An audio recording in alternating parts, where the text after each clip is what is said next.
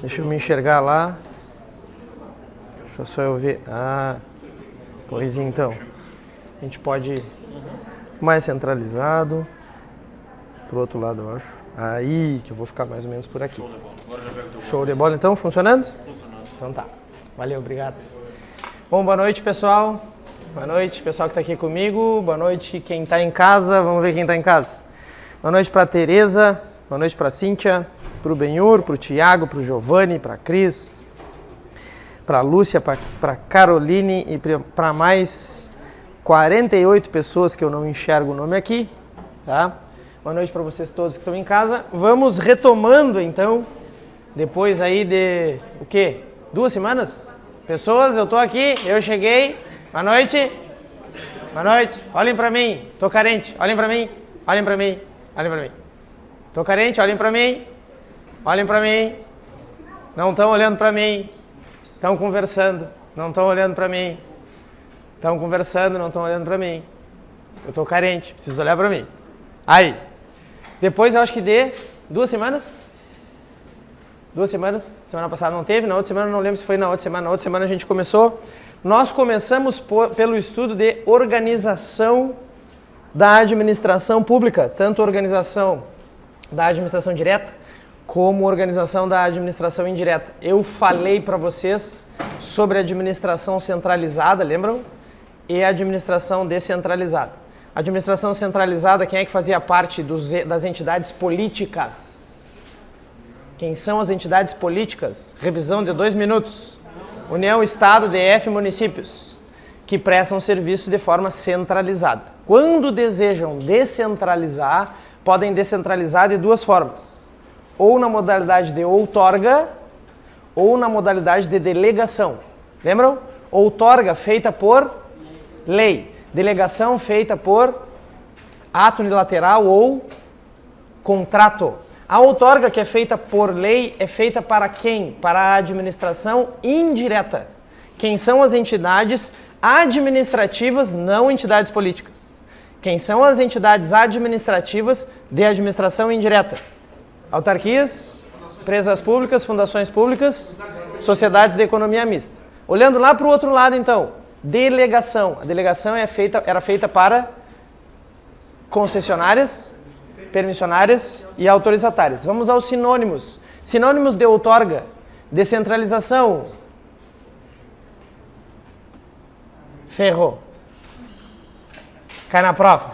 2 semanas sem falar comigo, já apaga tudo. Descentralização institucional, técnica, por serviços, funcional. Sinônimos de delegação, outro lado. Sinônimos de delegação: descentralização por colaboração ou descentralização negocial. Rapidinho, então, olhem para o quadro, só para relembrar. Olhem para o quadro. 30 segundos, 40 segundos. Leiam tudo que está no quadro. Leiam mesmo, leiam agora. Por quê? Porque aqui dá para fazer 300 questões. Mais até. Leiam, leiam, leiam. Comam o que está escrito aí. Comeram? Estão de barriga cheia? Não. Ainda não. Falta muita coisa. Vamos lá. Falei para vocês do conceito de administração pública, as maneiras de ver ou não. Estes. Passamos por aqui? Então vamos lembrar. A administração pública, levando em consideração as pessoas que a compõem, ou seja, as pessoas jurídicas, os órgãos e os agentes. Nós temos aqui um conceito de administração pública, uma análise e uma ótica. Esse conceito é chamado de conceito de administração pública. Aí tem 3 maneiras de chamar. Muito obrigado. Valeu, valeu. 3 maneiras de chamar. Administração pública que leva em consideração sujeitos é chamada de administração pública em sentido subjetivo. Sujeitos. Que leva em consideração os órgãos que estão ali. Administração pública em sentido órgãos em sentido órgãos em sentido, olha a palavra órgãos em sentido orgânico. Orgânico. Órgãos orgânico. E aquela que tu disseste agora há pouco, qual é a outra que falta? Administração pública em sentido formal. Do outro lado, levando em consideração não as pessoas que compõem a administração, mas sim aquilo que a administração pública faz. Do outro lado, nós temos 4 tarefas principais que a administração pública desenvolve. Se eu cair aqui é porque o banco está quase quebrando, tá? Ó, se mexe para lá e para cá. Quais são as 4 principais atividades? Em primeiro lugar, presta serviço público. Tá? A administração pública existe para prestar serviço público. O que mais que ela faz? Exerce polícia administrativa, ou seja, fiscalização. O que mais? Fomenta atividades privadas. O que mais? Intervém, por isso intervenção, vocês estão vendo ali, intervém no domínio econômico, intervém na propriedade privada. Essas 4 são atividades, são as 4 atividades principais da administração pública. Eu não estou levando agora em consideração, no que está escrito aí em amarelo para vocês, eu não estou agora levando em consideração as pessoas. Eu estou levando em consideração aquilo que a administração pública faz, o que ela desempenha. Se eu estou levando em consideração aquilo que ela faz, eu tenho um outro conceito aqui de administração pública. O primeiro conceito levava em consideração as pessoas que compõem. O segundo conceito leva em consideração as coisas que faz. Levando em consideração as coisas que faz, a administração pública tem outros 3 sinônimos para esse conceito. Administração pública em sentido objetivo, contrário lá do subjetivo. Administração pública em sentido material e a administração pública em sentido funcional, ou seja, são as funções. Gravem esses nomes, pelo amor de Deus, porque isso cai como chuva. Por quê? Porque eles fazem o seguinte, ó, perguntam para vocês em relação às atividades e trocam, por exemplo, o sentido formal o sentido material pelo sentido formal. Colocam o formal ali no lugar. Trocam o orgânico de lugar. Trocam o subjetivo, o objetivo de lugar, só inverte. E aí, na hora da gente responder as perguntas, a gente só precisa lembrar do que era branco e do que era amarelo aí nesse nosso quadro. Revisão da aula passada, estávamos por aqui. Bom, aí nós fomos para o quadro. Lembram do quadro? Antes do quadro, a desconcentração para diferenciar a desconcentração de descentralização. A descentralização é quando ocorre a saída do centro, ou seja, sai da união do Estado, dos Estados, do Distrito Federal e dos municípios, para outras entidades, para outras pessoas. Sai o quê? Sai o serviço, a execução desse serviço. Já na desconcentração, esse serviço não sai. Ele é distribuído dentro dos órgãos. Então, por exemplo, uma prefeitura distribui as suas atividades nas suas secretarias. Secretaria de Saúde, Secretaria de Educação, Secretaria de Cultura, Secretaria de Fazenda, Secretaria de Desenvolvimento, Secretaria, mas não entrega para outras pessoas fazerem. Não entrega para um DAEB fazer. DAEB é ou não é outra pessoa? É. DAEB é uma autarquia. É outra pessoa jurídica. Então, quando o município entrega para o DAEB, o município centralizado entregou a titularidade e a execução do serviço para uma autarquia. Descentralização na modalidade de outorga. Enxergaram?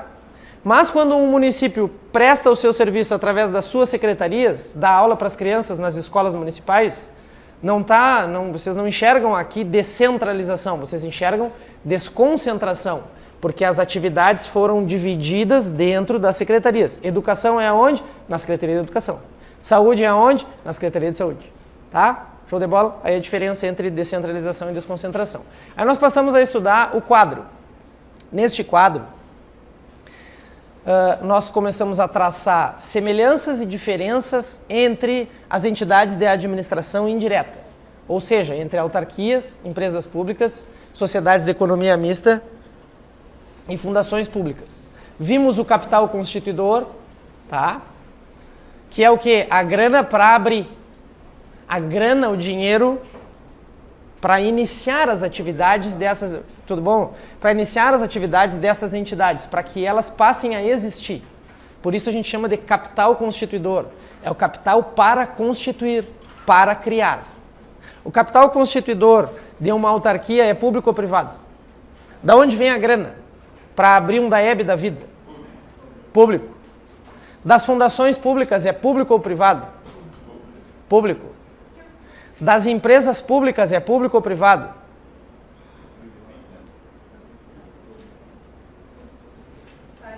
Vou me esfaquear. Das empresas públicas é público ou privado? Nem em casa, nem colando com o Google. Das empresas públicas é público ou privado? Público. Capital constituidor das empresas públicas é público.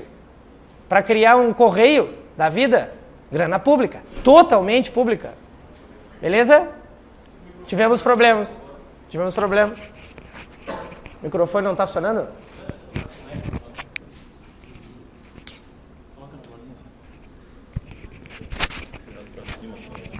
Sim? E aí? Microfone em casa, pessoal? Estão ouvindo aí? Tá de boa? Tá ok? Igor disse que tá ok. Quem mais? Mais alguém? Tá ok? Tá ok? Tá ok? Tá ok. Beleza. Não tinha eco, eu tava gritando com eles mesmos, repetindo. Feito, show de bola. Se alguém reclamar aí, só mandar um aviso aí para nós. Bom, voltando.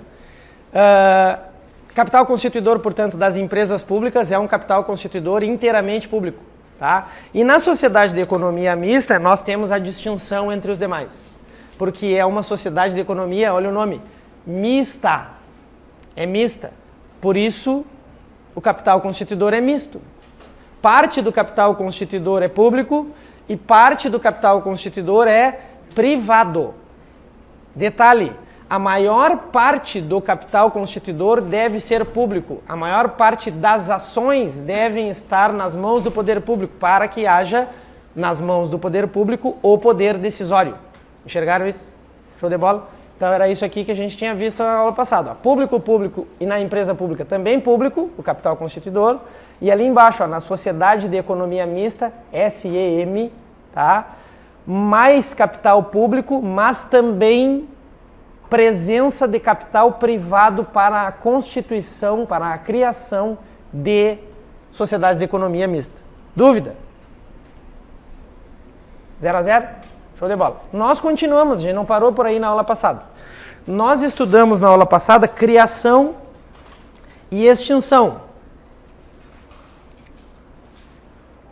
Apesar da extinção ser a última coisa que nós deveríamos estudar quando a gente está estudando as entidades administrativas aqui, porque a extinção é o fim, eu trago a extinção aqui para o começo porque a maneira como a gente cria é a mesma maneira que a gente extingue. Então a gente já estuda as duas coisas do mesmo jeito, tá? Ao mesmo tempo. Como é que eu crio uma autarquia? Por lei. Como eu crio uma fundação? Segura, não responde. Segura aí. Tá? Deixa de lado a fundação pública. Como eu crio uma sociedade de economia mista? A lei autoriza, não cria. A lei autoriza a criação, mas a criação se dá como uma empresa privada, com registro em cartório e na junta.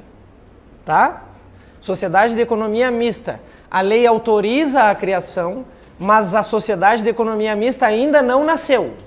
Ainda não foi criada. Vai ser criada quando? Quando for registrada em cartório, quando for registrada na junta. A mesma coisa as empresas públicas. A lei autoriza a sua criação, mas a criação se dá só quando for registrada em cartório e na junta comercial. Dúvidas em relação à empresa pública e sociedade de economia mista? Beleza. As fundações públicas que eu pedi para segurar, as fundações públicas pode acontecer das duas maneiras. A Constituição Federal, guris, lá no artigo 37, inciso 19, vamos abrir aqui. Se Deus quiser. Nosso Senhor ajudar. E a internet permitir. Aí, muito bem. Seja feliz. Artigo 37. Inciso 19.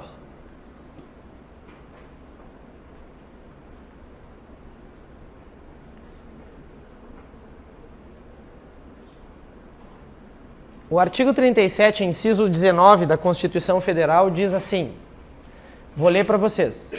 Somente por lei específica poderá ser criada a autarquia. Aí a gente para. A gente já sabe, né? Somente por lei, voltando. Criação de autarquia. Por lei, ó, tá ali, ó. Tá vendo? Por lei. Tá? Voltando lá para a Constituição Federal. Somente por lei específica poderá ser criada a autarquia. Qual o significado da expressão específica?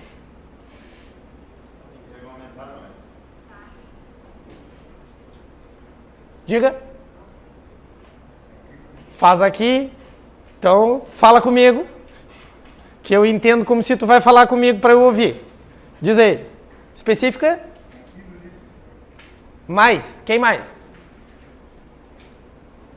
Lei específica é uma lei somente para este assunto. Por exemplo, eu não posso, numa lei tributária, que vai tratar do IPTU, por exemplo, não posso, numa lei que vai tratar do ITBI, não posso, numa lei que vai tratar do imposto de renda, uma lei federal, criar uma autarquia. Não.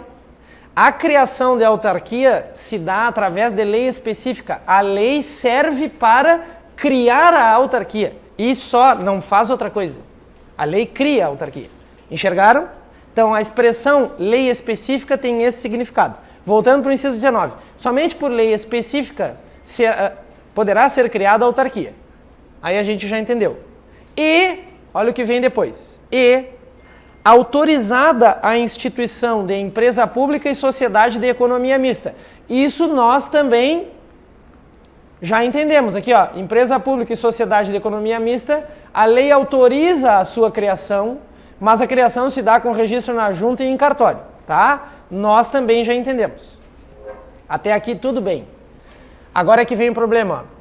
Somente por lei específica poderá ser criada a autarquia e autorizada a instituição de empresa pública, de sociedade de economia mista, e aí vem o problema, e de fundação. O que diz a Constituição? A Constituição diz que as fundações públicas serão autorizadas, a sua criação será autorizada pela lei. É só o que diz aqui, que será autorizada pela lei, portanto, ela será criada com registro, né, na junta e em cartório.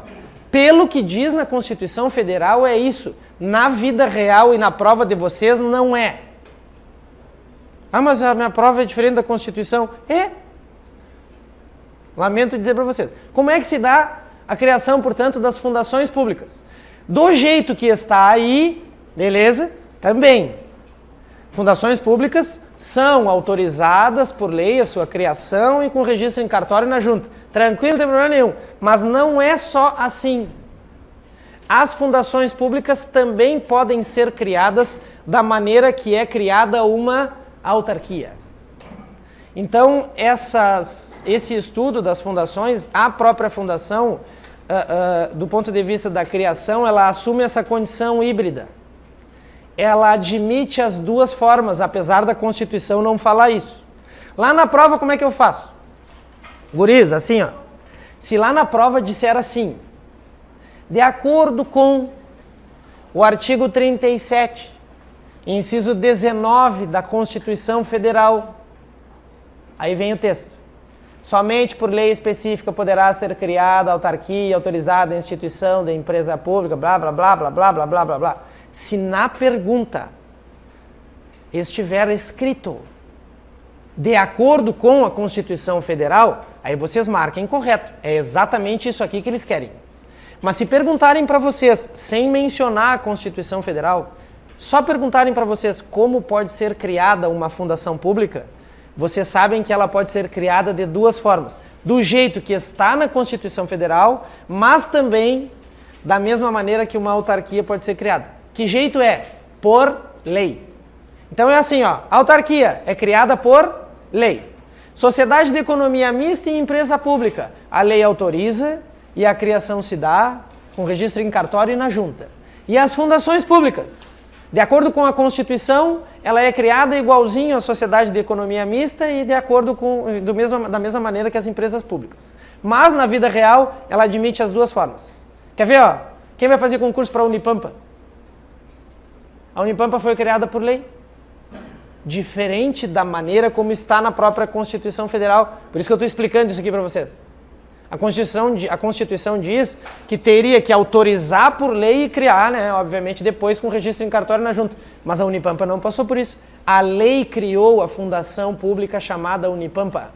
Então, por ter sido criada igualzinho a uma autarquia, a Unipampa foi criada da mesma forma que uma autarquia, ou seja, por lei, nós chamamos esse tipo de fundação pública de fundação autárquica ou autarquia fundacional, porque são irmãs gêmeas, são criadas do mesmo jeito. A lei vem, faz nascer e segue a vida.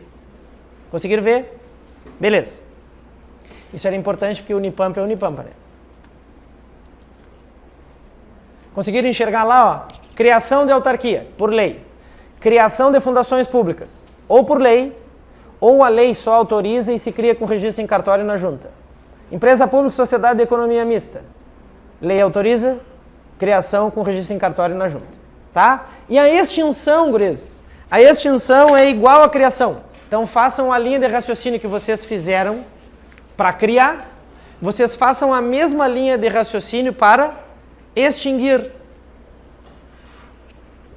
Quero terminar com uma autarquia. Como é que eu faço para terminar com ela?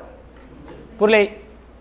Quero extinguir uma sociedade de economia mista ou uma empresa pública. O que eu faço? A lei autoriza. Quando a lei autorizar, ela foi extinta? Não. A lei autoriza a extinção. A lei autoriza a baixa. E a baixa se dá quando? Quando se der baixa em cartório, quando se der baixa na junta comercial. E as fundações públicas? As fundações públicas vai depender da maneira como foram criadas. Se foi criada por lei, vai ser extinta por lei. Se foi criada com autorização legal, mas com registro em cartório na junta, vai dar baixa desse jeito. A lei autoriza a baixa e a baixa depois efetivamente se dá com o registro dessa baixa em cartório na junta comercial. Dúvidas em criação e extinção? Não, né? Hoje nós temos a noite inteira, então vamos lá. Personalidade. São pessoas jurídicas. Todas essas entidades aí? Todas são pessoas jurídicas. Vocês que estão sentados olhando para mim, aqueles que estão em casa, vocês são pessoas jurídicas? Vocês são pessoas físicas. Vocês todos possuem, e eu também, personalidade jurídica, personalidade física, desculpa. De direito público ou de direito privado, a nossa personalidade física? De direito privado. Tá? Nós somos pessoas físicas e não somos pessoas públicas. Físicas, personalidade física, privada, particular. Já as pessoas jurídicas podem assumir as duas formas. As pessoas jurídicas podem ser de direito público, as pessoas jurídicas podem ser de direito privado. Um município é uma pessoa jurídica de direito público ou privado? A União, os Estados membros, o Distrito Federal. Enxergaram o jeitão? A pessoa jurídica de direito público, para que vocês, quando ficarem na dúvida, tá? Para que vocês, quando ficarem na dúvida, vocês possam responder isso. A pessoa jurídica de direito público é criada por lei. Municípios são criados por lei, são pessoas jurídicas de direito público. Estados são criados por lei, são pessoas jurídicas de direito público. A União foi criada por lei, é pessoa jurídica de direito público. Distrito Federal, criado por lei, pessoa jurídica de direito público. Aí a gente vem para as entidades administrativas. Autarquias, empresas públicas, fundações públicas, sociedades de economia mista. A autarquia, como é que ela é criada? Por lei. Então ela tem personalidade jurídica de direito público. Buenas. Fundações públicas. Tem personalidade jurídica de direito público ou personalidade jurídica de direito privado? Depende. Porque elas são criadas ou por lei, e aí quando as fundações públicas são criadas por lei, exemplo Unipampa, quando elas são criadas por lei, elas têm personalidade jurídica de direito público. Mas se as fundações públicas não foram criadas por lei, se as fundações públicas tiveram a sua criação primeiramente autorizada por lei, mas nasceram com registro em cartório na junta, essas fundações, apesar de serem fundações públicas, possuem personalidade jurídica de direito privado. Depois disso, empresas públicas e sociedades de economia mista. Empresas públicas e sociedades de economia mista. São pessoas jurídicas de direito privado. É só olhar para trás e perguntar, como nasceu? O TI aqui nasceu como? Com registro em cartório na junta comercial. Alvará, aquelas coisas todas. Tá. Personalidade jurídica de direito público ou de direito privado. Nem requer dor nenhuma. Vocês precisam saber o começo. Esse começo aqui, ó, quer ver? Ó? Vocês querem saber se são estatutários? Vocês querem saber se são seletistas? Tá? Essa é a minha pergunta primeira aqui. Município. É estatutário ou seletista? Estatutário. Não estou falando o que vocês enxergam por aí, tá? Regra. A regra. Estou falando das exceções. Município, teoria. Município, teoria. Pessoa jurídica de direito público, portanto, servidores efetivos. Foi criado, por lei, servidores efetivos. Estado. Vocês forem fazer concurso para o Estado. Estado foi criado por lei ou com registro na junta e em cartório? Então, o regime é estatutário. São servidores estatutários, servidores efetivos. Tá, e se vocês forem fazer concurso para os Correios? Correio é uma empresa pública. Seletista. Por quê? Porque ele foi criado em cartório. E aí o regime é seletista. Ah, agora eu comecei a enxergar. Eu era cego. Vocês vão fazer concurso para o Banco do Brasil? Vão fazer concurso para a Caixa Econômica? Seletista estatutário? Mas agora eu sei por quê. Amém. Glória ao Senhor. Conseguiram enxergar? Tá. Aí eu vou fazer concurso pro DAEB. Puta que o pariu. O que o DAEB é? Autarquia. Como ele nasceu? Por lei. Como deveriam ser os seus servidores? Estatutários. Vocês vão fazer concurso para a Unipampa, como é que é? Por quê? Porque ela foi criada por lei e o regime é estatutário. Ah, eu já entendi. Ah, e agora não precisa decorar mais nada.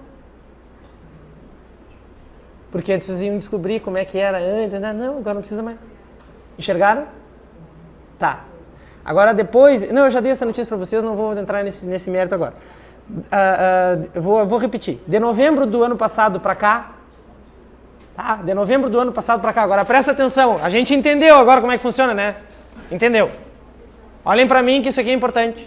Olhem para cá. Olhem para cá. A gente entendeu como é que funciona. Mas de novembro do ano passado para cá, o STF decidiu que se querem... Valeu. Fez imagens bonitas? Mas não foi minha.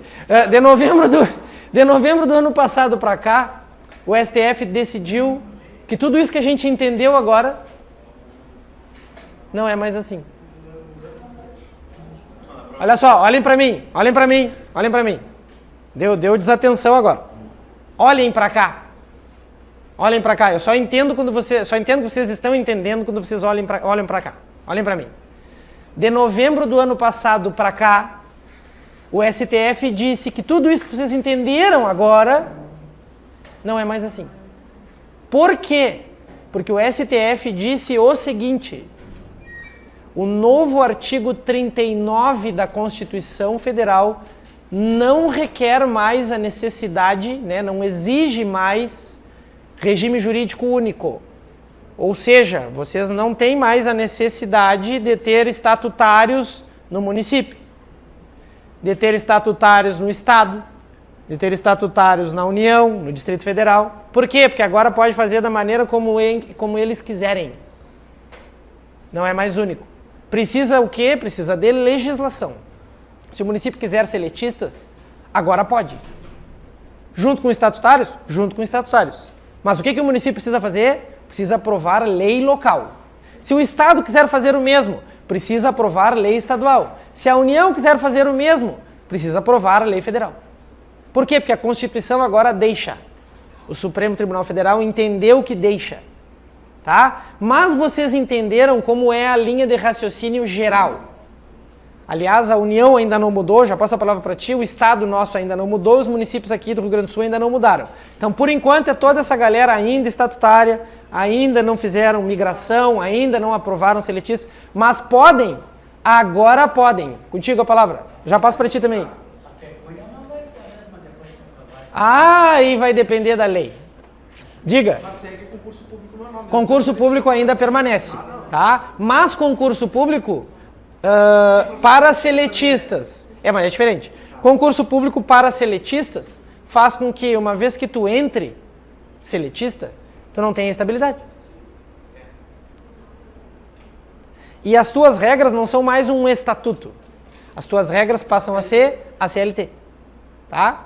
Então é essa divisão a partir de novembro do ano passado que aconteceu. Tá, mas voltando aqui, entenderam criação e extinção? Vou continuar. Personalidade vocês já entenderam também. Quem nasceu por lei, personalidade jurídica de direito público. Quem nasceu com a lei meramente autorizando o nascimento, mas o nascimento se deu, né, o parto, se deu com registro em cartório na junta, personalidade jurídica de direito privado. Então, autarquia, personalidade jurídica de direito público. Fundações, depende. Quando criada por lei, personalidade jurídica de direito público.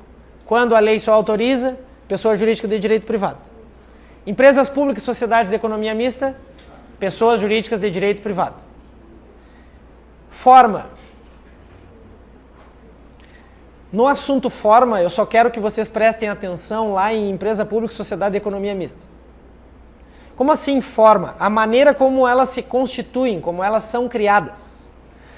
As sociedades de economia mista, tá vendo bem ali embaixo, ó, SEM, SA, estão vendo ali, ó? A sociedade de economia mista só pode ser criada sob a forma de sociedade por ações, sociedades anônimas. Por isso que vocês vão olhar o nomezinho lá e vai estar assim, ó, Banco do Brasil SA. Porque toda sociedade de economia mista deve ser uma sociedade anônima, uma SA. Quer ver os exemplos? Ó? Vamos lá para o final. Sociedade de economia mista, exemplos. Banco do Brasil, SA. Petrobras, SA. Sabesp, SA. CRM, SA. Banrisul, SA. Todas são sociedades anônimas. Só tem um detalhezinho. Isso, como informação para nós, serve. Mas toda SA, toda sociedade anônima, é uma sociedade de economia mista? Não. Porque elas também podem assumir a forma de empresas públicas. Justamente pelo quê? Porque as empresas públicas podem ser de qualquer forma. Então, a sociedade de economia mista, só SA. As empresas públicas, qualquer maneira, inclusive SA. Inclusive sociedades anônimas. Tá? Então, o que vocês têm que prestar atenção aqui? Só isso que eu disse. Só. Nada mais. Sociedades de economia mista só assumem a forma de sociedades anônimas. Empresas públicas podem assumir qualquer forma societária, inclusive sociedades anônimas. É só isso, não precisa pelo em ovo, é só o que precisa saber. Mais nada, só essa informação. Regime jurídico. Regime jurídico, guris, é o seguinte, ó. Um regime jurídico é um conjunto de regras. Tá? Isso é um regime jurídico.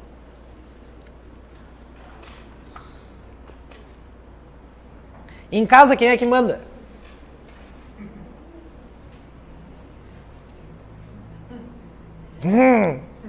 Tá.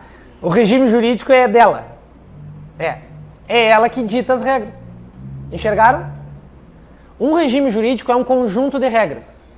Mas olha só a palavrinha para a prova. É um conjunto predominante de regras. Por que predominante de regras? Porque não são todas. Às vezes não vai ser.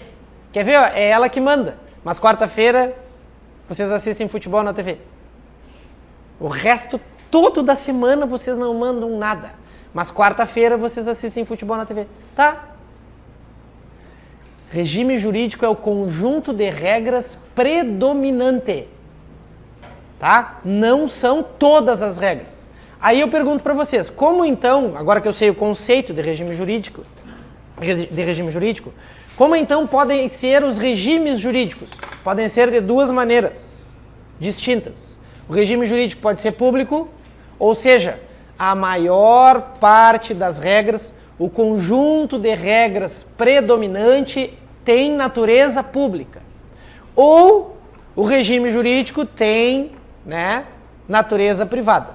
Pode ser público ou pode ser privado. Se for público, a maior parte das regras tem natureza pública. Se for privado, a maior parte das regras tem natureza privada. Quer ver como fica fácil de enxergar? Olha só. O Tchê aqui é uma empresa pública ou é uma empresa privada? É uma empresa privada. Quem é que manda aqui? A Aline. Vocês já entenderam. Ela contrata e descontrata quem ela quer. Ela precisa fazer licitação? Não. Ela precisa fazer concurso? Não. São regras totalmente, então, privadas. É ou não é? O regime jurídico dessa empresa aqui é um regime jurídico de natureza privada. Enxergaram? Tá. E o município? E a União? E o Estado? E o Distrito Federal? O regime jurídico é público ou privado? Precisa licitar? Precisa. Precisa fazer concurso? Precisa. Para comprar um alfinete tem que fazer licitação? Tem. Ou observar regras de dispensa ou inexigibilidade de licitação se tu estiver dentro daquelas regras. Senão, vai ter que licitar. Conseguiram enxergar? Tá. O regime jurídico de natureza pública tem a maior parte das regras de natureza pública. O regime jurídico de natureza privada tem a maior parte das regras de natureza privada. Aí eu pergunto para vocês, autarquias, fundações públicas, empresas públicas e sociedades de economia mista, tem regime jurídico público ou regime jurídico privado? Aí é só vocês olharem para trás, perguntarem para vocês mesmos como foi criado e vocês já entenderam. Se foi criado por lei, regime jurídico de natureza pública. Ah, tá. E se foi criado com autorização legal e nasceu com registro em cartório na junta? Regime jurídico de natureza privada. É essa a linha de raciocínio? Seria. Lá, quando vocês estão na última coluna, tá vendo ali? Empresa pública, sociedade de economia mista. Empresas públicas e sociedades de economia mista, vocês, em vez de fazer esse raciocínio que a gente faz para tudo, aqui nas empresas públicas e nas sociedades de economia mista, a gente faz uma divisão. Porque nós vamos perguntar o que essas empresas públicas e o que essas sociedades de economia mista fazem da vida, antes de responder no piloto automático. Então eu apago e olhem para mim. É o seguinte, a autarquia tem a maior parte das suas regras de natureza pública, ou seja, tem um regime jurídico de natureza pública ou privado, a autarquia? Público. As empresas públicas e as sociedades de economia mista, eu responderia no piloto automático. Privado. Tá, beleza. Só que vocês vão ter que fazer uma divisão aí. É privado? É. Para o desempenho de atividades econômicas, é privado. Mas existem sociedades de economia mista e existem empresas públicas que, em vez de exercer atividade econômica, por exemplo, a Caixa Econômica exerce atividade econômica, né? O Banco do Brasil exerce atividade econômica, visam lucro, são bancos. Mas os Correios estão nessa lista e não visam atividade econômica, não desempenham atividade econômica. O que eles fazem, os Correios? Prestam um serviço público. Então, quando nós estamos aqui nas empresas públicas e nas sociedades de economia mista, nós vamos fazer essa pergunta: o que fazem? E aí vão vir duas respostas. Primeiro, prestam serviço público. Segundo, desempenham atividade econômica. Quando prestarem serviço público, o que vocês têm que responder? O regime jurídico. Quando uma empresa pública ou uma sociedade de economia mista presta serviço público, o regime jurídico, ou seja, a maior parte das regras é da natureza pública. E o regime jurídico daquelas empresas públicas e das sociedades de economia mista que desempenham atividade econômica. O regime jurídico, a maior parte das regras para elas, é de natureza privada. Então, autarquias, regime jurídico público. Empresa pública e sociedade de economia mista. Se prestarem serviço público, regime jurídico público. Se desempenharem atividade econômica, regime jurídico privado. Enxergaram? Show de bola? E as fundações públicas, que foi quem faltou? As fundações públicas é aquela linha de raciocínio, a maneira como foi criada. Se criada por lei, regime jurídico de natureza pública. Se a lei só autoriza a criação da fundação pública, nesse caso aqui, o que a gente vai ter? Regime jurídico de natureza privada. Apaguei e perguntei para vocês, autarquia? Público. Fundação? Depende da criação. Criada por lei, regime jurídico público. Lei só autoriza, criado por registro em cartório, regime jurídico privado. Sociedade de economia mista e empresa pública. Depende da atividade. Se presta serviço público, regime jurídico público. Se desempenha atividade econômica, regime jurídico privado. Patrimônio e bens. Vocês lembram, guris, que a gente falou de capital constituidor no começo? Vamos abrir aqui um negocinho.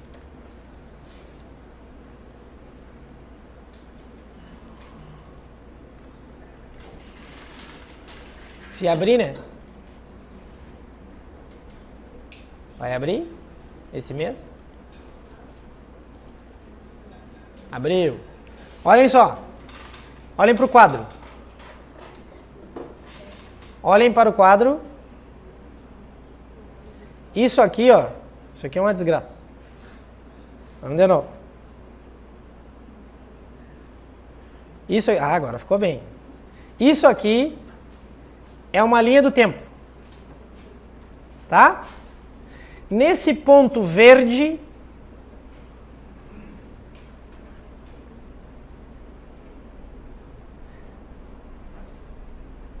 tá horrível essa minha letra. Nasceu. Nesse ponto verde, nasceu uma entidade daquelas 4. Qual entidade? Autarquia, empresa pública, sociedade de economia mista, fundação pública. Nasceu uma dessas. Antes do nascimento e depois do nascimento é o que nós vamos olhar agora. Lembram do capital constituidor que nós falamos lá no começo?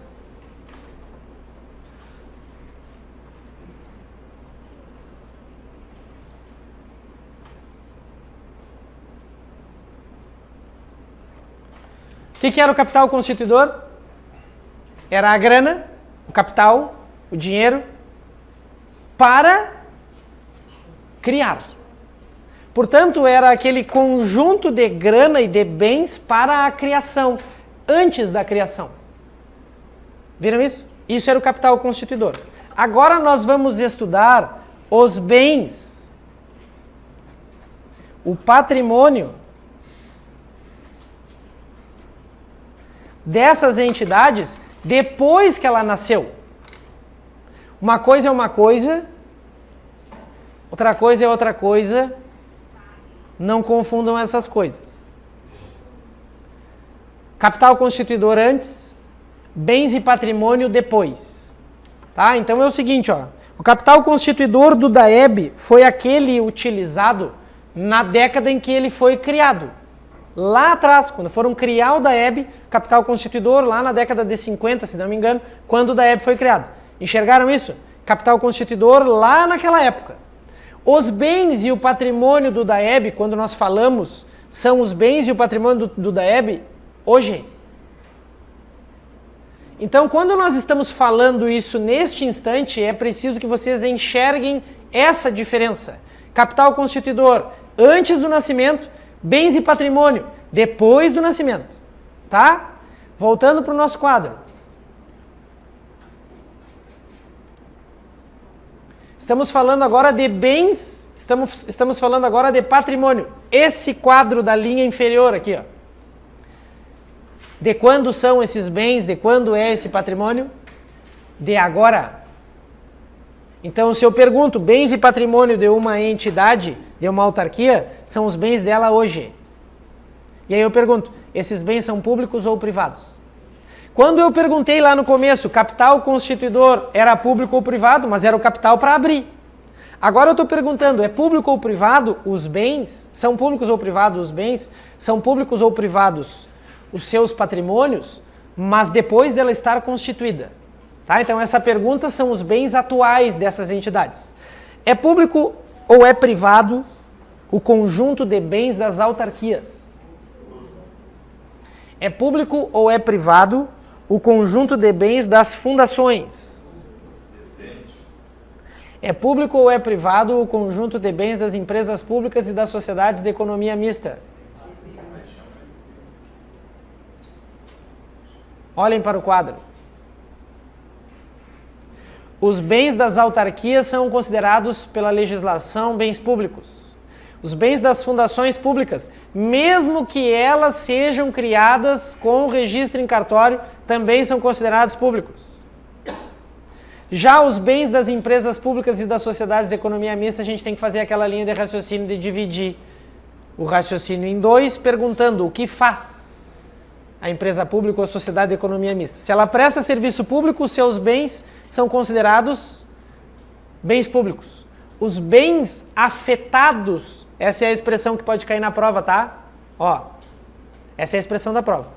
Os bens afetados, craseado, prestação de serviço público, são os bens utilizados na prestação do serviço público.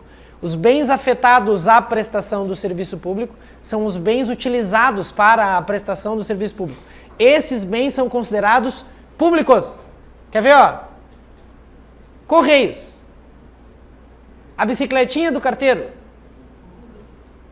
é afetada à prestação do serviço público.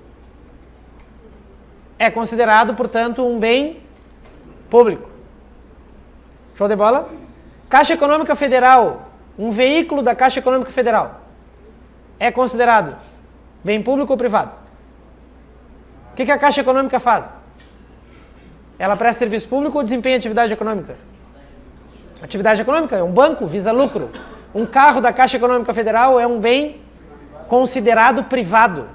E isso é importante saber porque no próximo quadro nós vamos fazer a seguinte pergunta. Eu posso penhorar os bens de uma entidade dessa? Ou seja, em juízo os bens podem ser, retirados de uma entidade para pagar as suas dívidas. Os bens ficam sujeitos à prescritibilidade, já ouviram falar isso? Os bens ficam sujeitos, agora vocês já ouviram falar, quer ver? Os bens dessas entidades ficam sujeitos a uso capião? Eu tenho que saber antes se o bem é público ou privado. Os bens de vocês ficam sujeitos a uso capião ou não? Por quê? Porque são bens privados. Então, se vocês não cuidarem de um determinado terreno e alguém como dizia minha avó, alguém se adonar, o que vai acontecer com o tempo? Uso capião e vocês vão perder. Porque os bens de vocês são privados. Então vocês têm que saber se os bens dessas entidades aqui são públicos ou privados, porque a pergunta até nem é se são públicos ou privados. A pergunta vem depois. Ficam sujeitos a penhora? Ficam sujeitos a uso capião? Tá? Mas para responder se ficam sujeitos a penhora ou se ficam sujeitos a uso capião, antes eu tenho que saber se são públicos ou privados. Se a resposta for, os bens são públicos, os bens públicos não ficam sujeitos a uso capião. Os bens públicos não ficam sujeitos a penhora. Então, portanto, os bens do DAEB, que é uma autarquia, são públicos ou privados? São públicos. Ficam sujeitos a uso capião? Não. Ficam sujeitos a penhora? Não. Os bens das empresas públicas e das sociedades de economia mista ficam sujeitos a uso capião? Depende. Ficam sujeitos a penhora? Depende. Depende de quê? Se são bens afetados ou não afetados à prestação de serviços públicos. Se são bens afetados à prestação de serviços públicos, ou seja, bens que estão sendo utilizados na prestação de serviço público, bens, não ficam sujeitos a penhora e não ficam sujeitos a uso capião. Cuidado que lá na prova de vocês não vai aparecer uso capião. Porque é fácil, né? Vai dizer assim: os bens ficam sujeitos à prescritibilidade aquisitiva, que é sinônimo de uso capião. Lá na prova não cai uso capião. Cai prescritibilidade aquisitiva, que nada mais é do que, prescritibilidade não é passagem do tempo? Prescrição? Sim, prescrição, passagem do tempo para adquirir prescritibilidade aquisitiva. E o que é uso capião? É a passagem do tempo para adquirir. Eu fico 5 anos, é meu. Eu fico 10 anos, é meu.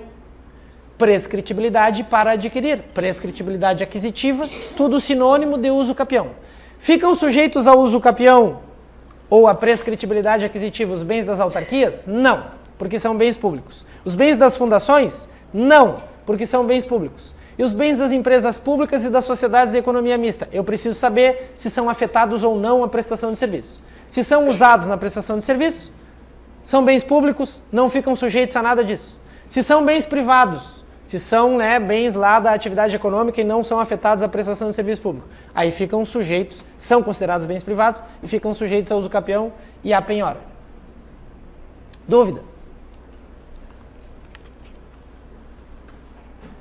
Atividades. O que fazem as autarquias da vida? Lá na prova de vocês vai aparecer a seguinte frase. Assim, tá? É bem assim que está nos livros. É bem assim que está nas provas. As autarquias desempenham a atividade típica de Estado. Mesmo que vocês não saibam o que é, marquem certo. Eu não sei, eu não faço a mínima ideia, mas eu me lembro daquela frase. As autarquias desempenham atividades típicas de Estado. Eu não faço a mínima ideia do que se trata. Marquem certo. Agora a gente já vai ficar sabendo o que é. Mas é isso.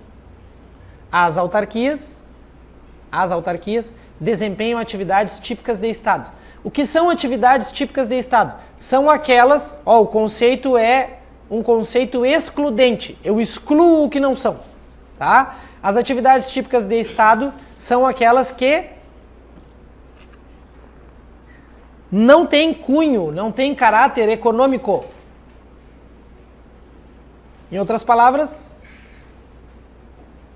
em sua imensa maioria, serviços públicos que não visam lucro, óbvio.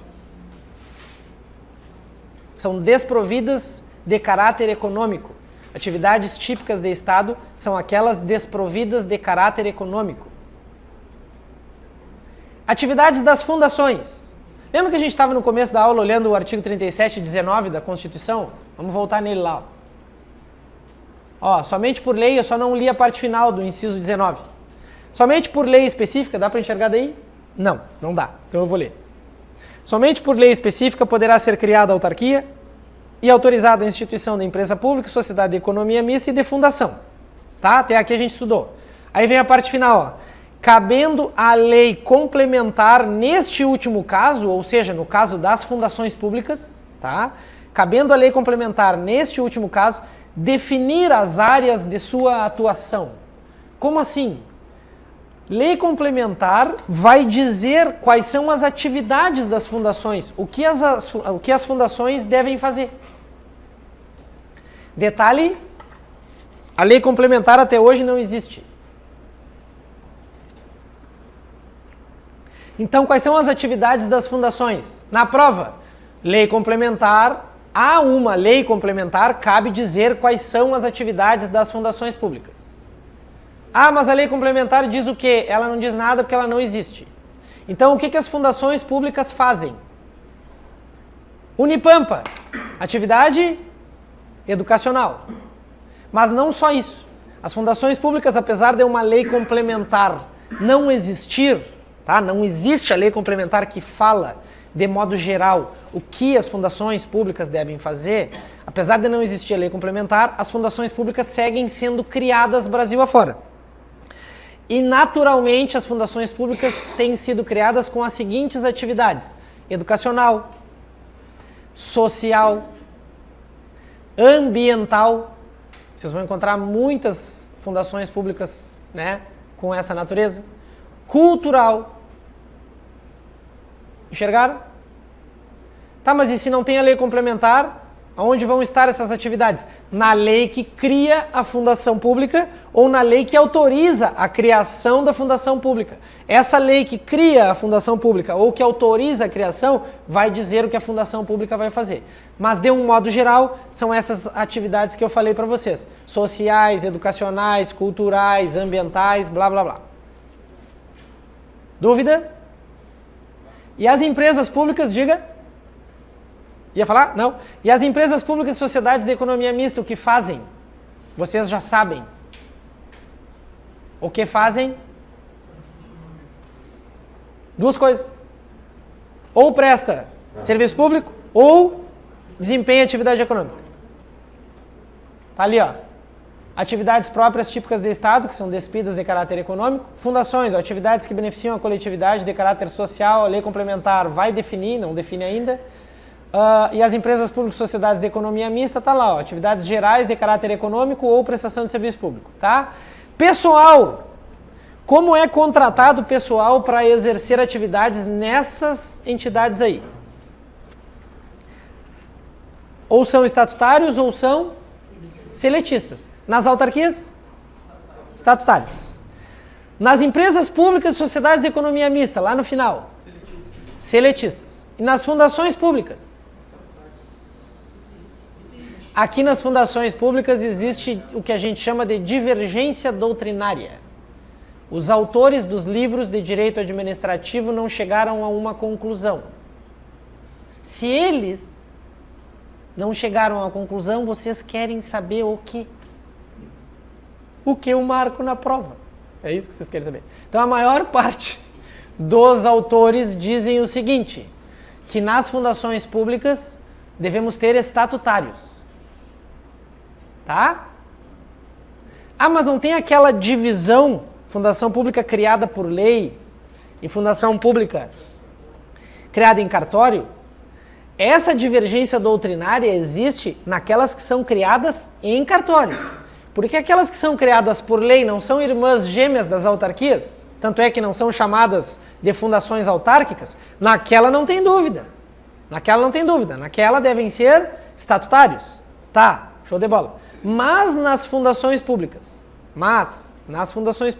criadas em cartório, existe a divergência doutrinária. Apesar da maioria dos autores dizer que, ainda que sejam criadas em cartório, aqui nas fundações públicas, criadas em cartório, ainda assim devam ser estatutários. Show de bola? Tá, mas e como é que fica aquela história que a gente estava vendo agora há pouco do STF? Que o STF disse que agora não tem mais necessidade de regime único. E se não tem mais necessidade de regime único, pode. Aí fica da seguinte maneira, empresa pública, sociedade de economia mista é seletista. Fim. E as fundações e as autarquias? Vai poder ser do jeito que quiserem. Precisa só de quê? Lei. Tá? Lei. É natural que permaneçam estatutários. Mas agora, com a nova interpretação do STF, vai poder ser do jeito que quiserem. Vai depender da lei. Dúvida? Não é todos os cargos. Oi? Não é todos os cargos. Não é. Mas também tem um outro detalhe, né? A interpretação do STF não diz quais são, quais não são. Claro que quando tu fores olhar aquelas atividades típicas de Estado, como polícia, por exemplo, como o Ministério Público, tarefas assim, elas vão permanecer estatutárias. Tá? Como Receita, Fisco, né? Fisco Municipal, Estadual, Receita Federal, todos esses vão permanecer estatutários. Vão, por serem típicas de Estado. Agora, o resto, o mundo a Deus pertence. Aí daqui a um pouquinho de tempo nós vamos ficar sabendo como é que vai ficar. Dúvidas? Tá aí. Tá? Regime jurídico único que está escrito aí para vocês, ó, RJU.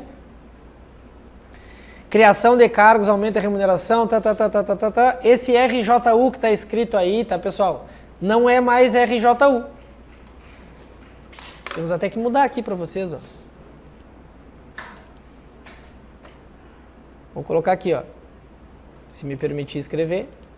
Não vai me permitir porque a internet não está funcionando. Mas naquele que eu vou colocar para vocês lá, ó, em vez de regime jurídico único, tá? Em vez de RJU, tá vendo aqui, ó? Em vez de regime jurídico único, vai estar aqui a informação para vocês, essa que eu acabei de falar, dessa nova interpretação do STF. Por quê? Porque o STF agora não exige mais que seja único, tá? Pode ser estatutário, pode ser seletista. Hoje é único ainda, hoje ainda é para servidores federais, porque a União não legislou. Hoje ainda é para servidores estaduais, porque o nosso estado não legislou. Então quem vai fazer concurso para a polícia? Ainda é a 10.098, ainda é único. Quem vai fazer concurso para a Unipampa? Ainda é a Lei Federal 812, ainda é único, porque a União ainda não legislou. Poderão legislar, porque agora pode, tá? Mas ainda é único. Bens, agora do ponto de vista... Diga! Volto. Tá na mão. O próximo quadro que vocês vão ver em seguida, a gente já tem a resposta. Porque fala sobre o ponto de vista, o assunto, né? É se são penhoráveis ou prescritíveis os bens. E a gente, quando analisou ali se os bens são públicos ou privados, a gente já deu a resposta. Posso avançar? Essa próxima linha aí, ó, bens, penhorabilidade e prescritibilidade. Vocês já sabem. As autarquias, os bens podem ser penhorados. O que seria a penhora? A penhora seria um ato lá dentro do processo, tá? Em que o bem é retirado da propriedade de quem deve, e esse bem que é retirado da propriedade do devedor, ele é alienado em juízo, vendido. Pegam a grana e pagam os credores. Então, digamos que nós aqui, né, numa relação pessoal, vocês são uma empresa, todos vocês são uma empresa, e eu estou devendo para vocês. Vocês me ajuizam e penhoram bens meus. Digamos que eu tenho uma moto, que eu tenha 3 carros, que eu tenho uma estância, que eu tenha isso. Vocês penhoram bens meus. Ou seja, esses bens deixam de ser meus, vão ser alienados em juízo, e com a grana vocês vão receber o que eu estou devendo. Enxergaram? A penhora é esse ato de retirada da minha propriedade para a alienação, tá? Os bens podem ser penhorados, os bens dessas entidades, ou os bens dessas entidades passam por prescritibilidade aquisitiva, né? São sujeitos ao uso capião? É essa a pergunta dessa linha. Autarquias, os bens são penhoráveis e prescritíveis? Não. São impenhoráveis e imprescritíveis. Os bens das fundações públicas. Vou voltar, ó. Olha os bens das fundações públicas. São públicos ou privados os bens das fundações públicas? São públicos. Então vou perguntar para vocês aqui. Os bens das fundações públicas são penhoráveis e imprescritíveis? Não. São o quê? Impenhoráveis e imprescritíveis. Não ficam sujeitos à penhora, não ficam sujeitos à prescritibilidade aquisitiva, portanto não ficam sujeitos ao uso capião. E os bens das empresas públicas e das sociedades de economia mista? Aí depende. Depende de quê? Se ela presta serviço público ou se ela desempenha atividade econômica. Quer ver? Eu vou dar um exemplo que vai ficar isso muito claro. Tá? Que eu estava falando agora há pouco aqui para vocês da questão da bicicletinha do carteiro. Os Correios desempenham atividade econômica ou prestam serviço público? Prestam serviço público, beleza. Mas digamos que os Correios tenham um terreno lá do lado da minha casa. E os Correios ganharam aquele terreno em doação e não usam aquele terreno para nada. Conseguiram enxergar um terreno largado lá? Está sendo afetado ou não? Na prestação de serviço público? Não. A bicicletinha do carteiro está afetada na prestação de serviço público? Sim. Aí eu vou perguntar para vocês. Pode haver uso capião naquele terreno lá? Porque não está afetado ao serviço público? Pode. Porque eu faço a pergunta em relação ao bem. o bem está afetado ou não está afetado na prestação do serviço público? Se ele não está afetado e o terreno lá não está, fica sujeito ao uso campeão. Precisa estar afetado. Mesmo sendo a empresa pública Correio prestadora de serviços públicos. Mas aquele bem é um bem que recebeu em doação que ela não utiliza para absolutamente nada. Tá, mas e a bicicletinha do carteiro? A bicicletinha do carteiro não fica sujeita a penhora nem a prescrição aquisitiva. Enxergaram? Aí fica mais fácil de enxergar. Show de bola. Falência. Falência é uma coisa ruim ou uma coisa boa?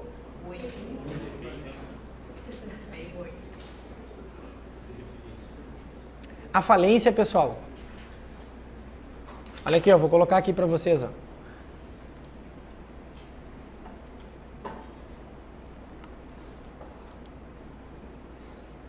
Está nessa lei aqui, ó, Lei 11.101, tá?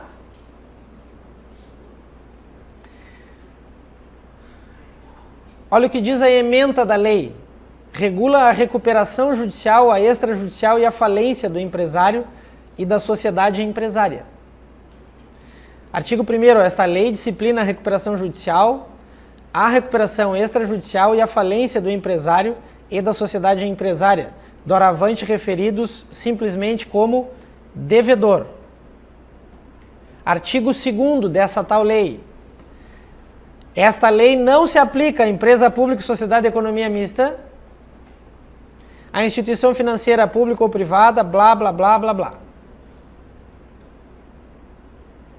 Quando nós estamos falando de falência e de recuperação judicial, nós estamos falando que a pessoa jurídica, que ela deve, que ela é devedora. Mas não necessariamente os procedimentos de recuperação judicial e extrajudicial dessa lei sejam ruins. Ao contrário, é para que ela, pessoa jurídica, não morra. Então, quando nós utilizamos os benefícios da Lei 11.101, é para a recuperação das entidades, das pessoas que, usando da 11.101, né, usando daqueles benefícios, pode vir a não morrer. Ó, tem alguém aí falando comigo. Enxergaram? Aí, pessoas, olhem para mim, olhem para mim. Ficam sujeitas à lei de falência as autarquias, as fundações públicas, as empresas públicas e as sociedades de economia mista? A pergunta é, podem falir autarquias? Não. Não podem falir. Fundações públicas? Não. Não podem falir. Empresas públicas e sociedades de economia mista, vocês acabaram de ler comigo o artigo 2º da lei. Não se aplica às empresas públicas e às sociedades de economia mista os benefícios dessa lei. Então, quanto à falência, nenhuma das 4 pode falir. Detalhe para a prova. Anotem o nomezinho dele, Celso Antônio Bandeira de Melo, porque ele pode cair. Celso Antônio Bandeira de Melo entende que sim. Ah, mas a lei acabou de dizer que não. Mas ele entende que sim. E pode ele cair na prova. Ah, mas ele está dizendo algo contra a lei. Não interessa, a prova pode perguntar sobre ele. Vocês têm que saber dele. Celso Antônio Bandeira de Melo entende que... Vocês lembram que a gente falava que as empresas públicas e as sociedades de economia mista podem desempenhar atividade econômica? Pode visar lucro e tal? Então, olha o entendimento dele. Uma empresa privada pode ficar sujeita à lei de falências, tentar recuperação e tal, e usar dos benefícios? Tá, pode, né? Pode. Usa da lei de falência, recuperação judicial, recuperação extrajudicial. É para isso que existe a lei de falência, para as empresas privadas não morrerem. Ele entende o seguinte, se as empresas privadas desempenham atividade econômica e têm aqueles benefícios todos, as empresas públicas e as sociedades de economia mista que desempenham atividade econômica, portanto visam lucro que nem as empresas privadas, não podem ser tratadas de modo diferente porque a Constituição garante a igualdade. Então os benefícios da lei de falências, para ele, Celso Antônio Bandeira de Mello, também devem ser estendidos para sociedades de economia mista e empresas públicas que desempenham atividade econômica. Por quê? Porque sociedades de economia mista e empresas públicas que prestam serviços públicos não ficam sujeitos à falência. Tá aí o homem. Celso Antônio Bandeira de Mello, coloquei ali com as iniciais só, CABM, excepciona as empresas estatais exploradoras de atividade econômica, dizendo que sujeitam-se à falência, pois são equiparadas às empresas privadas pela própria Constituição, artigo 173, parágrafo 1º, inciso 2. Os empresarialistas, ou seja, outros autores, tá, discordam dele, com a exceção dada por ele, tendo em vista o disposto no artigo que a gente leu, porque ele pensa assim, mas tem uma lei federal dizendo que não se aplica assim. Só que ele fala isso, por que ele fala isso? Porque ele diz o seguinte, ó, apesar da lei federal dizer que não, a Constituição Federal está acima da lei federal. E a Constituição Federal equipara todas elas. E se equipara, os mesmos procedimentos e direitos que umas têm, outras também têm. Então deveria, no entendimento do Celso Antônio Bandeira de Mello, aplicar-se a lei de falências também para empresas públicas e sociedades de economia mista, embora aquele artigo 2º lá diga que não. Ah, mas diz contra a lei o que ele está dizendo. Sim, mas ele fala contrariamente ao texto da lei, mas a favor ao texto da Constituição. Então ele fundamenta, embasa tudo o que ele está dizendo na Constituição, que está acima da lei. Enxergaram? Em outras palavras, a lei diz que não pode, mas ele diz assim, mas a Constituição permite. Então a lei não pode dizer não. Tá? Se na prova de vocês cair, aí vocês vão olhar, de acordo com a lei 11.101, bom, aí não pode. De acordo com o Celso Antônio Bandeira de Mello, sim, aí pode. Aplica-se a falência a essas duas. Dúvidas? Fala. Não fala. Aí não se aplica. Não se aplica. Não podem falir. Porque na Fundação Pública de Direito Privado e na Fundação Pública de Direito Público, em ambas, tá? O que a gente tem? A gente tem todo, no que diz respeito à falência, tá? Toda a linha de raciocínio da autarquia. Por quê? Porque não tem o Celso Antônio Bandeira de Mello para excepcionar. Então, dúvidas? Regime tributário.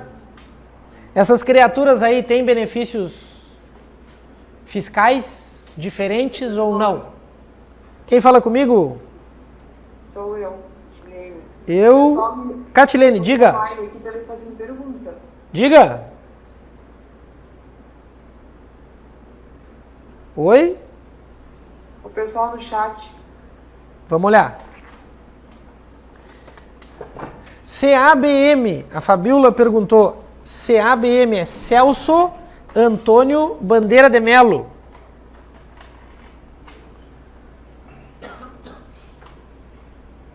Pode voltar e agora eu não vou conseguir ler.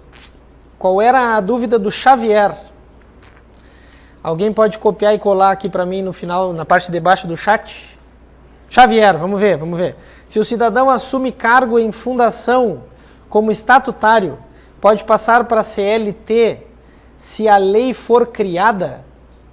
Olha só, Xavier, a lei criada não altera o teu regime inicial, tá? Então tu permanecerá estatutário. Por isso que vocês têm que passar no concurso de uma vez. Entrou como estatutário, permanece estatutário, a não ser que tu saia pela tua própria vontade, tá? Tu faz outro concurso e sai, senão o teu regime permanece. Assume cargo, não, é a mesma pergunta. Se a legislação mudar, Xavier, aí é para novos concursados, tá? É justamente essa mesma dúvida. É para novos concursados.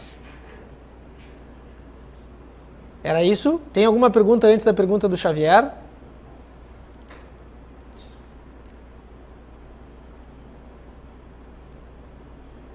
Tem alguma pergunta lá? Mantiveram, Marcelo, mantiveram o mesmo regime jurídico que tinham antes. Do ponto de vista, Marcelo, das indenizações e tal, não vou saber te dizer, porque aí é caso a caso. Quem está falando comigo? Catilene. Catilene de novo, vai lá, diga. Fiquei numa dúvida agora. Tá, Por exemplo, eu passei no concurso público e Tá. estou estabilizado. feito. Paraná, passei em outro. Tá, Não passei no estágio probatório. Eu volto ao anterior. depende. E perco meu negócio estatutário ali. Assim, ó, vou explicar para o pessoal que está ouvindo e para quem está aqui comigo na sala. Ela falou a seguinte situação. Ela era servidora, vamos até abrir aqui um desenho. Ela era servidora, tá? Estatutária. Aí ela fez um novo concurso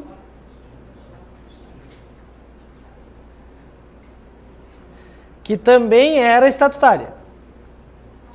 Opa.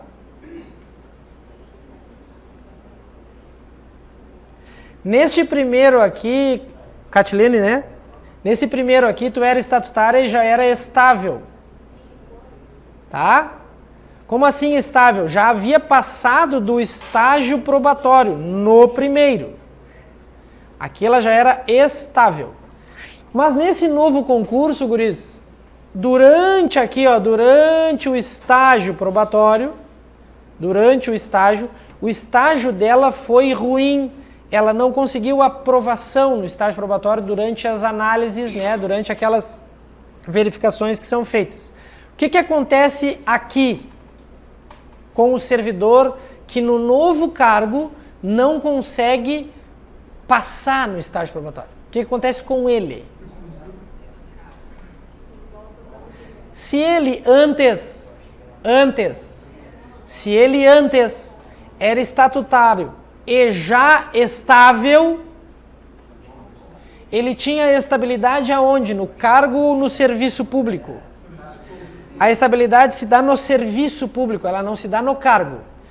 Ela se dá no serviço. Ele passa num novo concurso, mas durante o estágio tem um estágio insatisfatório, o que vai acontecer com ele, se ele era estável no cargo anterior, é o que a gente chama de recondução.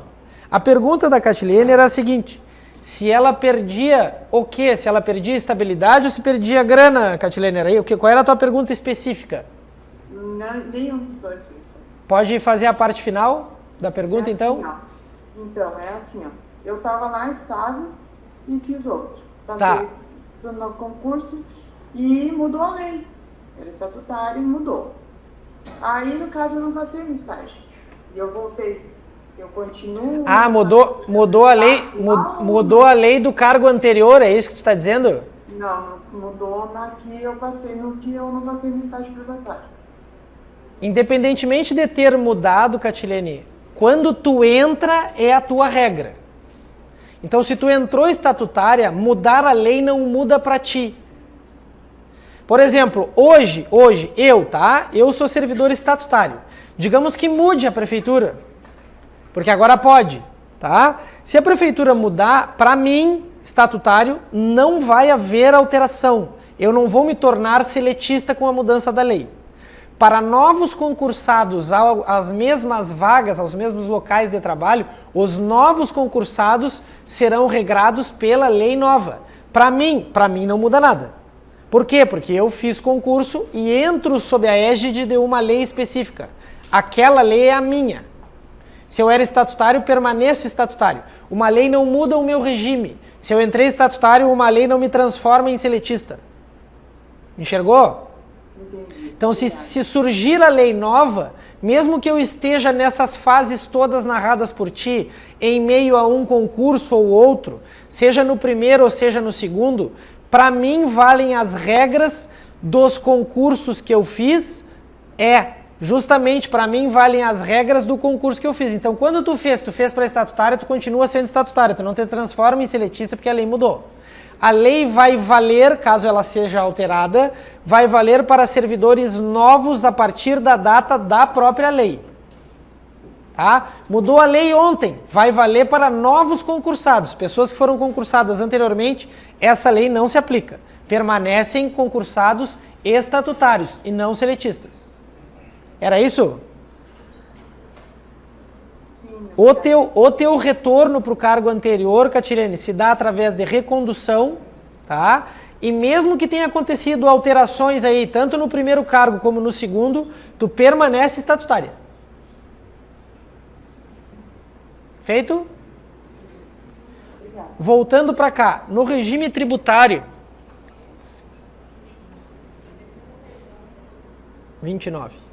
Regime tributário, guris, é a próxima pergunta. Eu pergunto para vocês o seguinte, ó, para essas entidades aqui, ó, autarquias, fundações públicas, empresas públicas ou sociedades de economia mista, elas têm regime tributário diferenciado? Possuem benefícios fiscais? Aí eu trago para vocês, ó, olhem para mim, pessoas, conversas paralelas, pessoas. Aqui, ó, pergunto aqui para vocês, ó, vocês sabem a diferença entre imunidade, isenção e não incidência? Certamente vocês já ouviram algumas vezes na vida essas expressões, tá? Isenção, com certeza, imunidade talvez tenham ouvido também, não incidência pode ser que não tenham ouvido ainda. Mas o regime tributário que a gente está vendo aqui, ó, esse regime tributário tem diferenças ou não tem diferenças para essas entidades? Diz respeito a essa primeira, não as isenções. O que é uma imunidade? Uma imunidade é uma previsão constitucional de que tu não vai pagar determinado tributo. Está lá na Constituição que, artigo 150, inciso 6 da Constituição, está lá na Constituição que não vão pagar impostos sobre patrimônio, renda ou serviços uns dos outros a União, o Estado, o DF e os municípios. Como assim? A União não pode cobrar imposto sobre, quais impostos? Imposto sobre renda, imposto sobre serviço e imposto sobre patrimônio. A União não pode cobrar imposto sobre renda, imposto sobre serviço, imposto sobre patrimônio, nem dos estados, nem dos municípios, nem do Distrito Federal. Os estados não podem cobrar, tá? Imposto sobre renda, patrimônio ou serviços da União, nem do Distrito Federal, nem dos municípios. Os municípios não podem cobrar imposto sobre serviço, imposto sobre renda, imposto sobre patrimônio, nem da União, nem do Estado, nem do Distrito Federal, nem de outros municípios. Resumo da ópera. Essa é a chamada imunidade recíproca. Eles reciprocamente não podem cobrar esses impostos uns dos outros. Que impostos são? Imposto sobre patrimônio, imposto sobre renda, imposto sobre serviço. Quer ver, ó? IPTU é um imposto que incide sobre o quê? Sobre patrimônio, né? Imóvel em zona urbana. O município pode cobrar IPTU da Unipampa. A Unipampa é uma fundação. O município pode, vamos facilitar, depois a gente vem na Unipampa. O município pode cobrar IPTU de uma delegacia da Polícia Civil? Porque o município não pode cobrar imposto sobre patrimônio do Estado. A União pode cobrar imposto de renda do Estado? Não, porque imunidade recíproca não pode ser cobrado imposto sobre renda, sobre patrimônio, sobre serviços uns dos outros. Então a União não pode cobrar imposto de renda do Estado, a União não pode cobrar imposto de renda do município. O município tem o chamado imposto sobre serviço, já ouviram falar aquele da notinha? Nota fiscal, presta serviço, emite uma nota de serviço, tem o imposto sobre serviço embutido ali dentro. O município cobra imposto sobre serviço, por exemplo, do TCE. TCE presta serviço, vocês pagam, sai a nota. Ali na nota fiscal tem um valor embutido de ISS, ou mais conhecido como ISSQN, tá? O município pode cobrar da empresa privada. É imposto sobre serviço? É. O município pode cobrar imposto sobre serviço do Estado? Não. Imunidade recíproca. Da União? Também não. Já ouviram falar da ITR? Imposto territorial? Rural. O ITR é de quem? Quem é que cobra ITR? De quem é o ITR? O imposto estadual, municipal ou federal? O ITR é um imposto federal. A receita do ITR é 50% da União e 50% do município. Se houver convênio entre o município com a União, a receita do ITR é toda do município. Mas é um imposto federal. Tá? O ITR, Imposto sobre Patrimônio Rural, pode ser cobrado pela União do município se o município tem um imóvel rural? Não. Conseguiram ver? Isso é a chamada imunidade recíproca.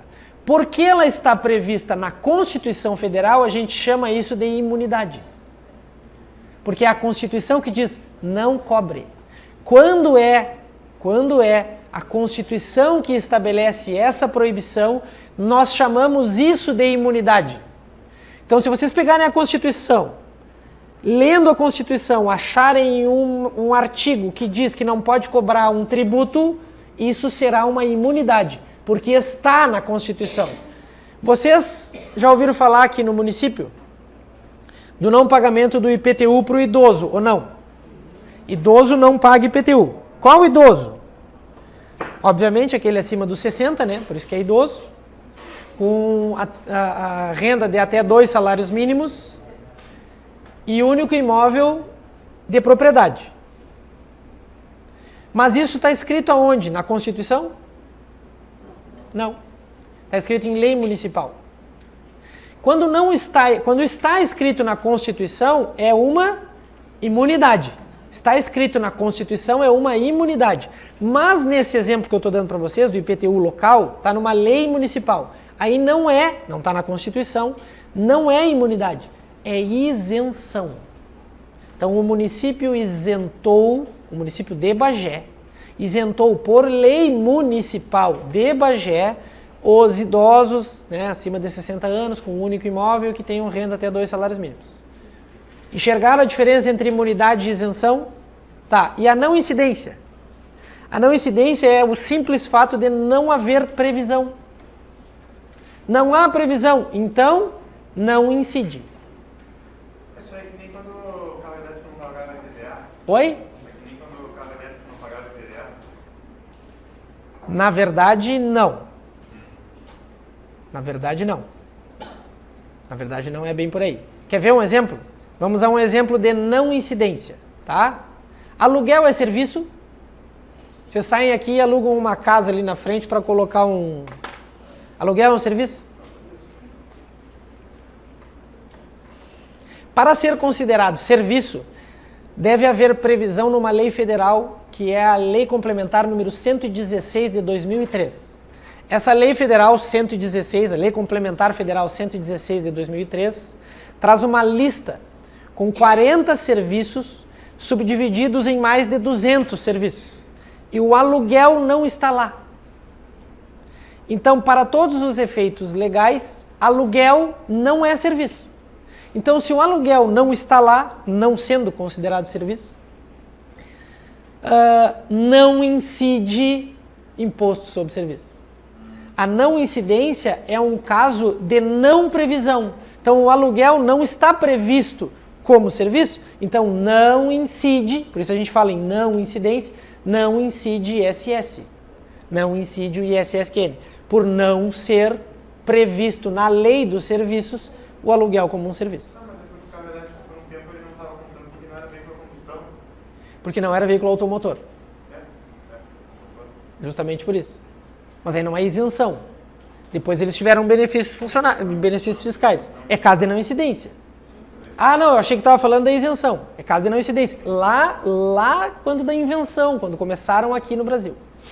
E principalmente no nosso estado. Estados foram regulamentando de forma diferente, né?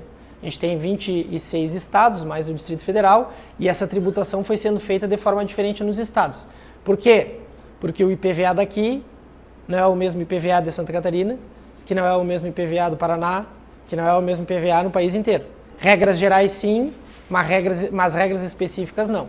Voltando aqui, enxergaram a diferença de imunidade para isenção para não incidência?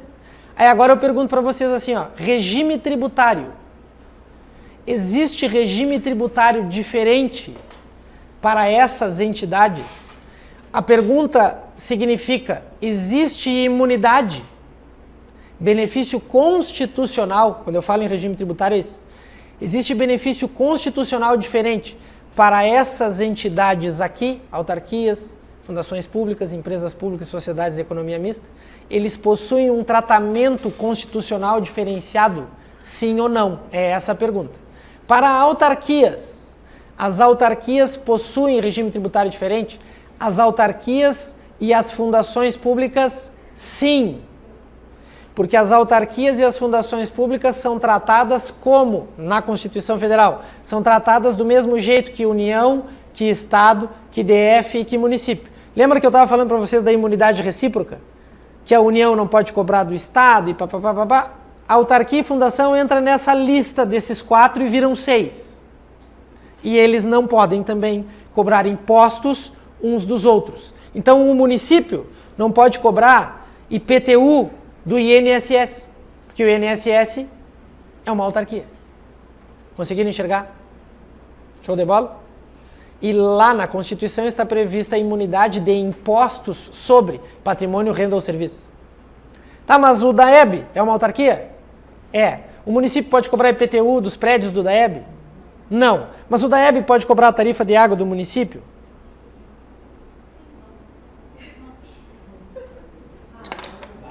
Se houver previsão legal, sim. Porque a tarifa não está lá na Constituição Federal como imunidade de impostos está. Imposto é uma coisa, tarifa é outra, taxa é outra. Lá na Constituição, essa imunidade que eu estava falando para vocês é a imunidade a impostos. Quer ver? Ó, artigo 150, inciso 6, se funcionar. Letras A, B, C. Artigo 150. Aqui, pessoas, ó, artigo 150 da Constituição Federal, tá? Sem prejuízo de outras garantias asseguradas ao contribuinte, é vedado, ó, é proibido à União, aos estados, ao DF e aos municípios, inciso 6, instituir impostos sobre. Tarifa não é imposto.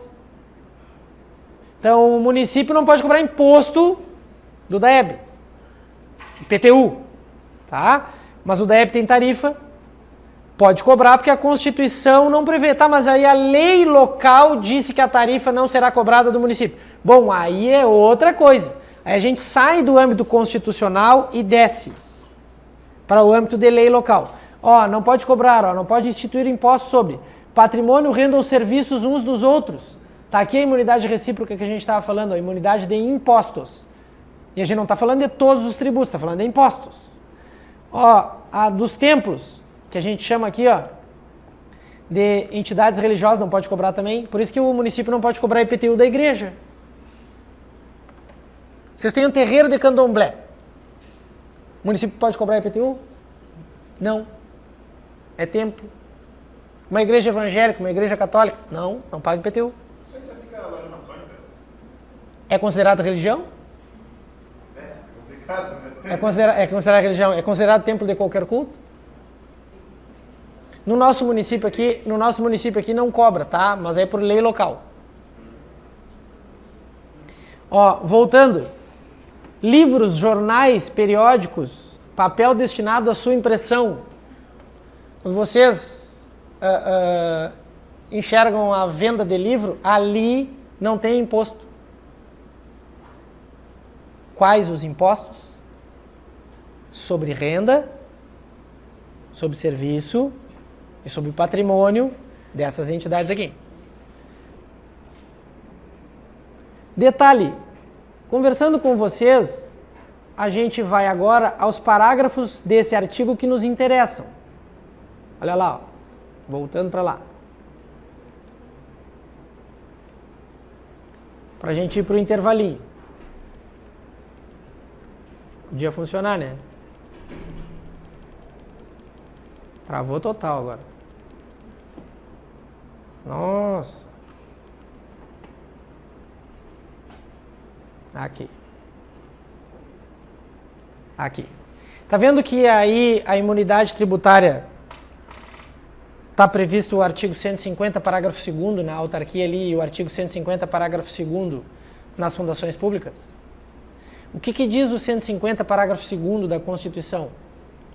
Ele diz assim, ó, a vedação do 6A é extensiva às autarquias, às fundações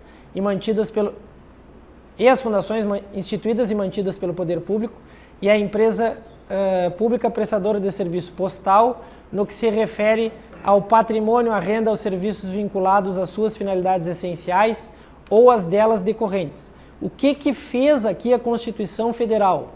A Constituição Federal fez o seguinte, as autarquias e as fundações também têm a mesma imunidade que está lá para a União, para os estados, para o Distrito Federal e para os municípios. Então, se elas têm, também existe a chamada imunidade recíproca. Então, também tem um regime tributário diferenciado. E vocês notaram que tem parte desse parágrafo que fala de serviço postal. Quem é o serviço postal? Os Correios. Os Correios são o quê? São fundações públicas, são autarquias? Não, os Correios são empresas públicas, estariam lá no final. Mas a Constituição Federal alterada deu o benefício também para os Correios, não para todas as empresas públicas, tá? Deu o benefício da imunidade para os Correios. Então, empresas públicas e sociedades de economia mista. Exemplo, Caixa Econômica e Banco do Brasil. Tem benefícios fiscais constitucionais diferenciados? Não, tá lá, ó. Possui regime tributário dos particulares. Ou seja, não há privilégios fiscais. Mas dentro das empresas públicas, ali está o Correio.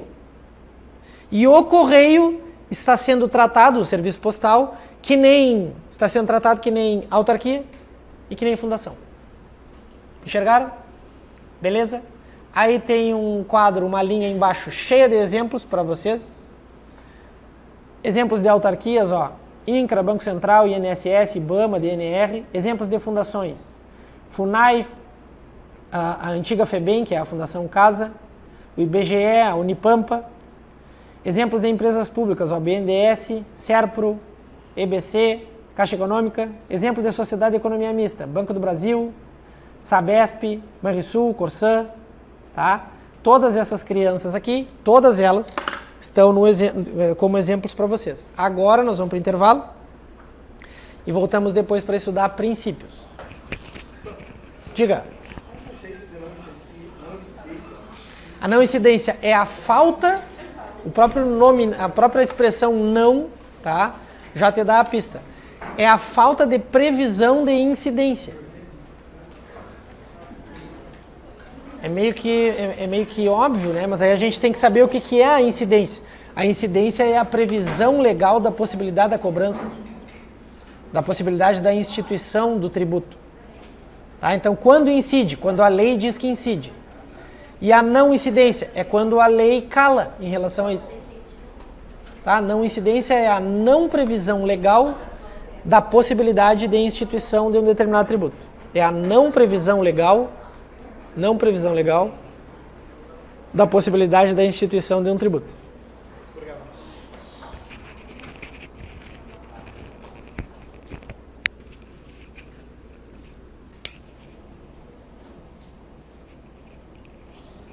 Na prova poderá cair exemplos do que é ou não é considerado serviço para apontar a não incidência.